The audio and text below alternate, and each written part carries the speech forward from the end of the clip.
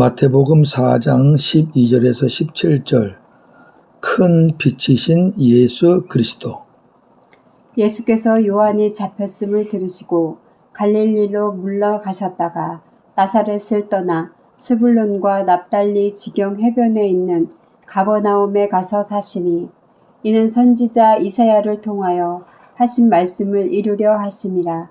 일러스되 스불론 땅과 납달리 땅과 요단강 저편 해변 길과 이방의 갈릴리여, 흑암에 앉은 백성이 큰 빛을 보았고 사망의 땅과 그늘에 앉은 자들에게 빛이 비치었도다 하였느니라. 이때부터 예수께서 비로소 전파하여 이르시되 회개하라, 천국이 가까이 왔느니라 하시더라. 아멘. 오늘 말씀의 주제 큰 빛이신 예수 그리스도, 그리고 흑암에 가서 복음을 전하시는 예수님. 12절에서 16절 흑암의 땅 스불론과 납달리. 세례 요한이 감옥에 갇혔다는 말을 들으신 예수님은 갈릴리로 가셨다가 나사렛을 떠나 스불론과 납달리 경계의 해안에 있는 가버나움에 가서 사셨습니다. 나사렛은 갈릴리 하부 지역이고 가버나움은 갈릴리 상부 지역으로서 거리가 약 32km 정도 됩니다. 다 갈릴리 지역이에요. 이제부터 가버나움은 예수님의 주 사역지가 됩니다. 이것은 하나님께서 이사야 선지자를 통해 말씀하신 것을 성취하시기 위함입니다. 이르기를 스불론 땅과 납달리 땅과 요단강 저편 해변길과 이방의 갈릴리여, 흑암에 앉은 백성이 큰 빛을 보았고 사망의 땅과 그늘에 앉은 자들에게 빛이 비치었도다 하고, 그렇게 오늘 본문에서 인용을 했는데, 자, 이 원문을 보겠습니다. 이사야 9장 1절에서 2절. 전에 고통받던 자들에게는 흑암이 없으리로다. 옛적에는 여호와께서 스불론 땅과 납달리 땅이 멸시를 당하게 하셨더니 후에는 해변 길과 요단 저쪽 이방의 갈릴리를 영화롭게 하셨느니라. 흑암에 행하던 백성이 큰 빛을 보고 사망의 그늘진 땅에 거주하던 자에게 빛이 비치도다. 아멘. 이렇게 이사야 선지자가 예언한 대로 예수님이 흑암의 땅 스불론과 납달리 지역으로 이동하신 거죠. 본래 스불론은 부와 복을 누리던 땅이었습니다. 창세기 49장 13절. 스불론은 해변에 거주하리니 그곳은 배 매는 해변이라. 그의 경계가 시돈까지로다. 아멘.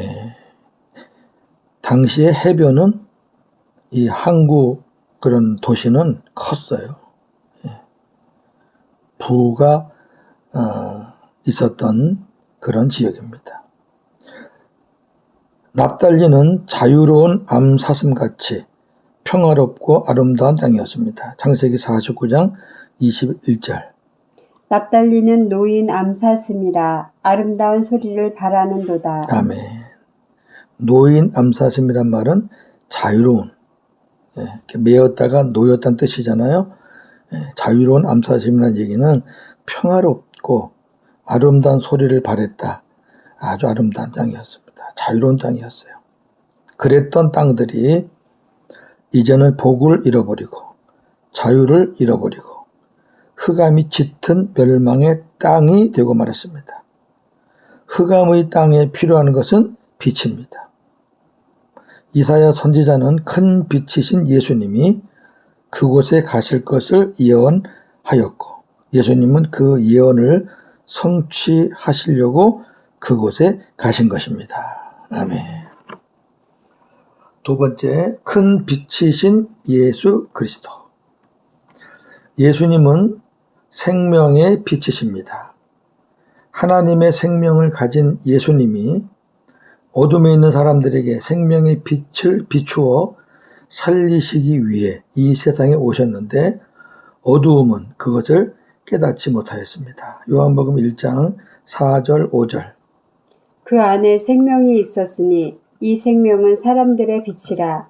빛이 어둠에 비치되 어둠이 깨닫지 못하더라. 아멘. 여기 생명은 하나님의 생명이에요. 하나님의 생명으로 오셨는데, 하나님의 생명을 가지고 오셨는데, 그 예수님은 사람들의 빛이라, 사람들 안에 들어가서 빛으로 그렇게 계시려고 오셨다고 말이에요. 그런데 어두움이 그 빛을 안 받아요. 어두움이 빛을 받아야 사는 건데 안 받으니까.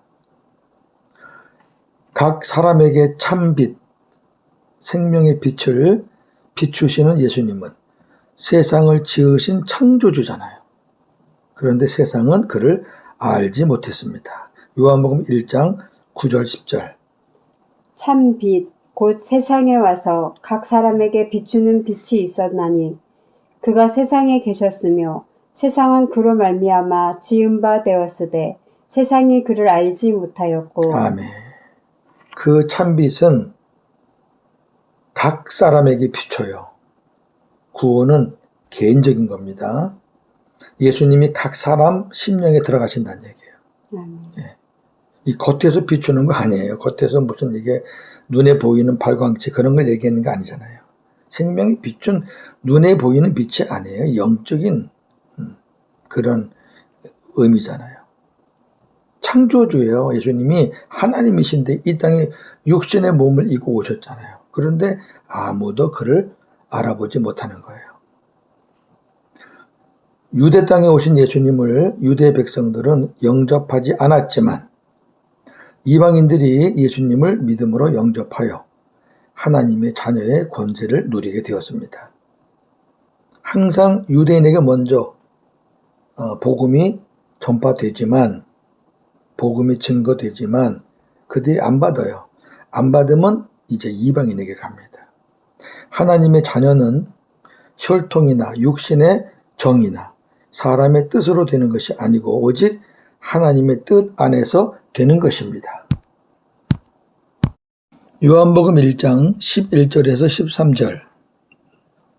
자기 땅에 오매 자기 백성이 영접하지 아니하였으나 영접하는 자 곧 그 이름을 믿는 자들에게는 하나님의 자녀가 되는 권세를 주셨으니 이는 혈통으로나 육정으로나 사람의 뜻으로 나지 아니하고 오직 하나님께로부터 난 자들이니라. 아멘.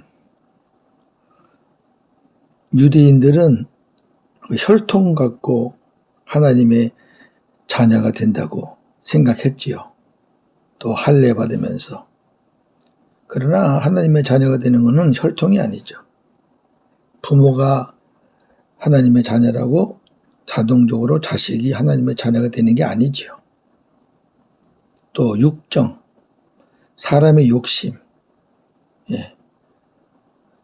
우리 남편은 꼭 하나님의 자녀가 되면 좋겠다.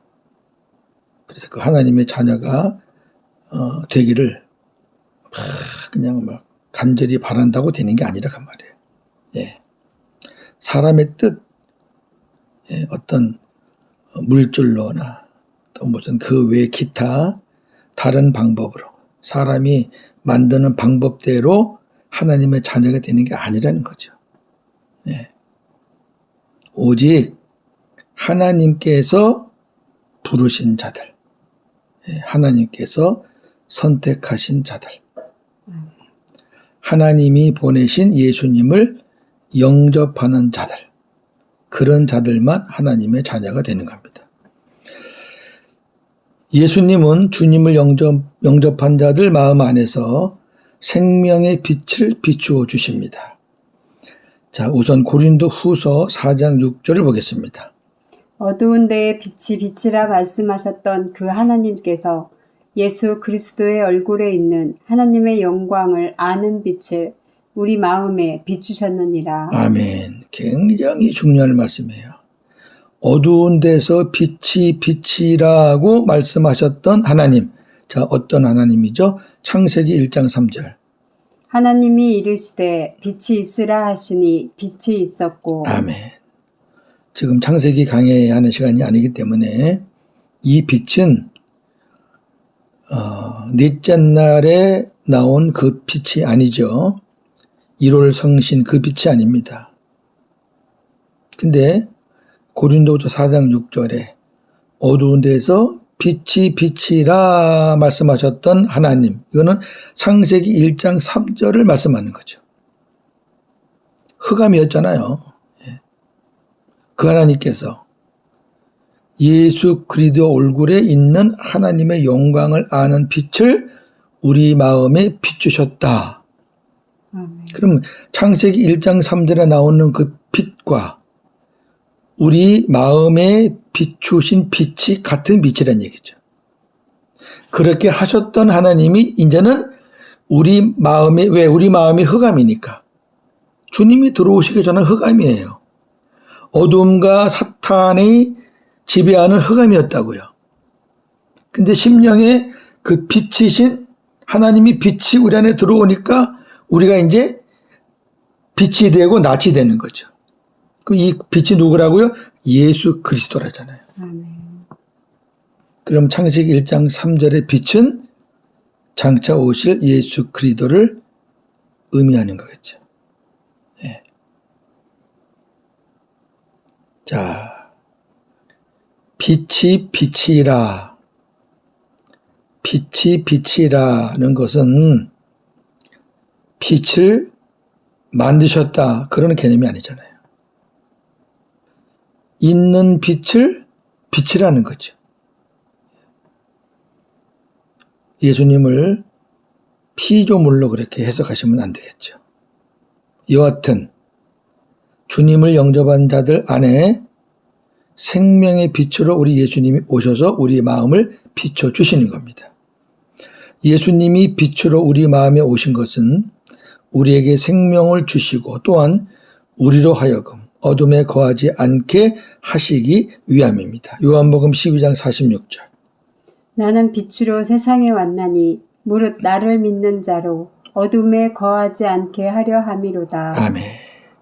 나를 믿는 자로 하여금, 나를 믿는다는 것은 예수님을 내 안에 영접한 자를 말하는 거죠. 영접한 자 곧 내 이름을 믿는 자. 그러니까 예수님이 우리 안에 오셔서 우리가 어둠에 거하지 않도록 하시기 위해 우리 안에서 계속 빛을 비춰주시는 겁니다. 그러니까 저나 여러분이 도덕적으로, 윤리적으로, 율법적으로 뭔가 잘 지키려고 열심히 노력하고 애쓰고 절제하고 인내해서 내가 어둠에 거하지 않는 게 아니에요. 주님이 우리 안에서 생명의 빛으로 환하게 비춰주시기 때문에 우리가 어둠에 거하지 않는 거죠. 세 번째, 참 빛이신 예수님이 흑암에 있는 자들을 구원하기 위해 세상에 오셨지만 사람들이 예수님을 거부하는 것은 감추어진 죄들이 빛으로 인해 드러날 것을 두려워하기 때문입니다. 요한복음 3장 19절 20절. 빛이 세상에 왔으되 사람들이 자기 행위가 악함으로 빛보다 어두움을 더 사랑하는 것이니라. 악을 행하는 자마다 빛을 미워하여 빛으로 오지 아니하나니 이는 그 행위가 드러날까 함이요. 아멘. 사람들이 왜 예수를 믿으라 그러면은 거부하냐면 예수를 믿으면은 자기 악한 모습이 다 드러날 걸 알아요. 예. 그래서 빛이신 예수님께 와야 되는데 빛이신 예수님께 안 와요. 행위 드러날까 봐.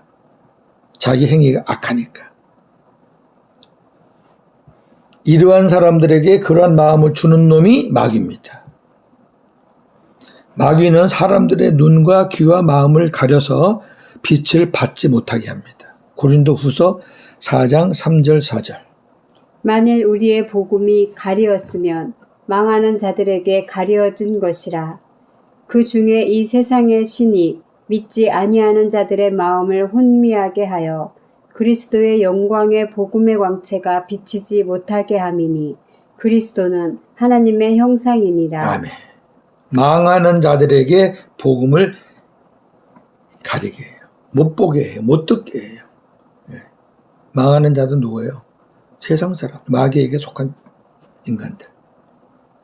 그러나 여기서 끝나면 안 되죠. 그러나 누구든지 복음을 듣고 마음의 문을 열면 빛이신 주님이 그 마음에 오셔서 어둠을 몰아내시고, 주님이 빛이신 주님이 들어오면 어둠은 마귀는 물러나는 거죠. 그래서 영원토록 함께 하십니다. 할렐루야. 에베소 5장 8절. 너희가 전에는 어둠이더니 이제는 주 안에서 빛이라. 빛의 자녀들처럼 행하라. 아멘. 보세요. 너희가 전에 예수를 영접하고 예수를 믿기 전에 그때는 너희가 어둠이었다. 어둠이 너의 주관자였다. 근데 이제 너희가 주님을 영접하고 생명이 됐으니까 이제는 너희가 주 안에서 빛이다. 어둠이 아니다. 그러니까 이제 빛의 자녀들처럼 살아라. 아멘. 17절. 흑암에 가서 복음을 전하시는 예수님. 예수님은 흑암에 사는 백성들에게 스불론과 납달리 지역, 가버나움 지역, 생명의 빛을 비추시기 위해 스불론과 납달리 지경의 가버나움으로 가셨습니다. 예수님이 가장 먼저 전하신 복음이 회개하라, 천국이 가까이 왔다 였습니다. 신앙은 회개로부터 시작됩니다. 시작이에요, 회개가. 방향을 바꾸는 거잖아요. 일단 방향을 바꿔야 그 다음에 뭘 하지요. 세례 요한이 주님의 길을 준비하며 회개하라고 외치며 회개의 세례를 베풀었습니다. 오순절에 성령께서 강림하셨을 때 베드로도 모인 자들에게 회개하라고 외쳤습니다. 사도행전 2장 37절 38절.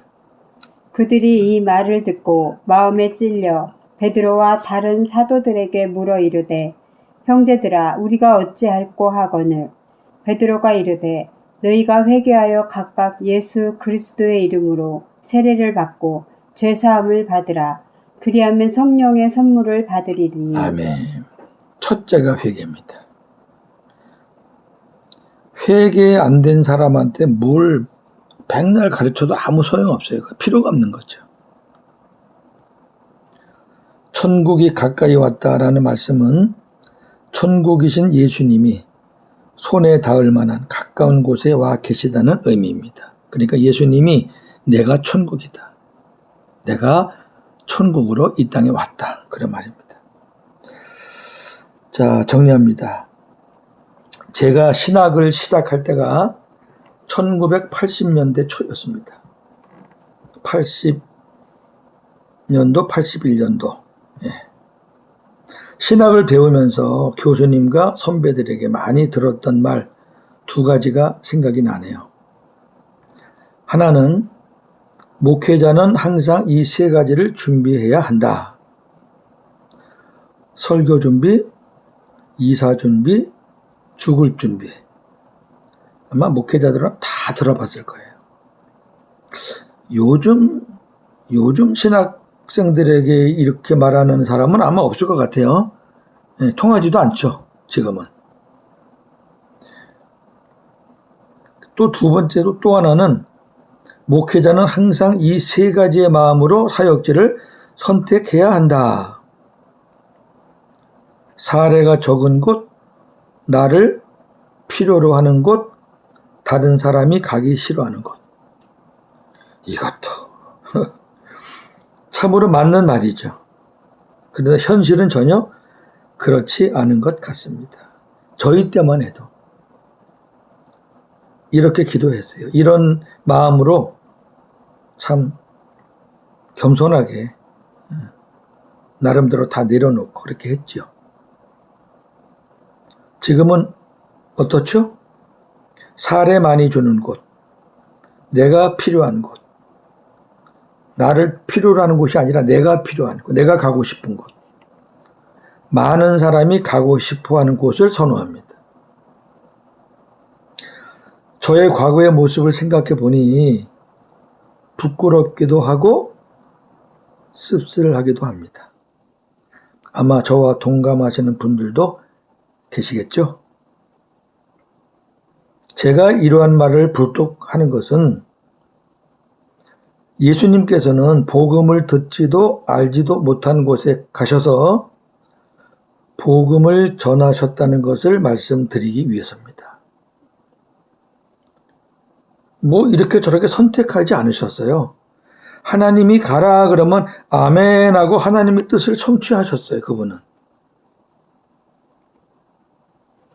생명의 빛이신 예수 그리스도가 지금 내 안에 계시나요? 이 말씀을 들으시는 분들 안에 계시나요?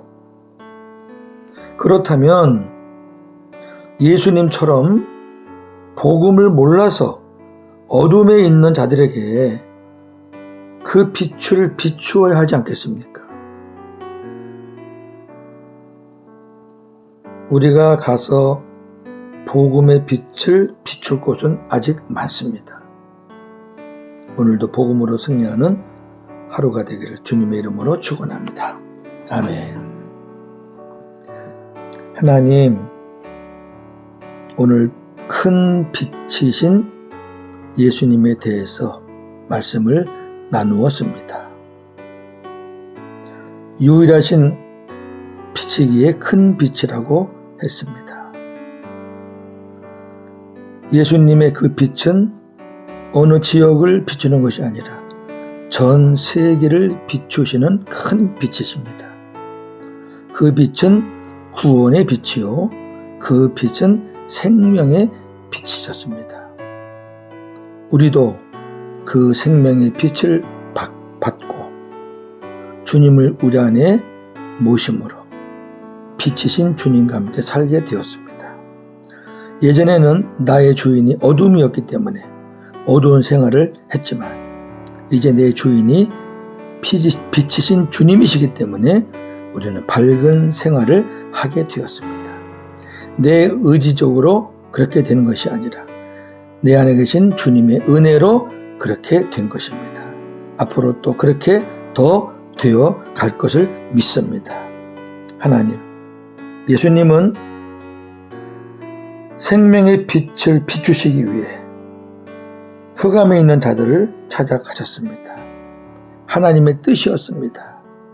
지금도 하나님은 복음을 몰라서 듣지 못해서 흑암에 있는 자들에게 복음을 전하기를 원하십니다. 누가 가겠습니까? 어둠을 밝힐 자들은 생명의 빛이신 예수님을 가진 자들입니다. 빛이 없이 어떻게 흑암에 가서 뭘 하겠습니까? 정말 우리가 생명의 빛이신 예수님을 우리 마음에 품고 있습니까? 나에게 복음이 있습니까? 그렇다면 가야지요. 좋은 곳에 가는 게 아니라 이 복음이 필요한 곳에 가야지요. 지금도 복음을 몰라서 흑암에서 헤매는 자들이 얼마나 많습니까?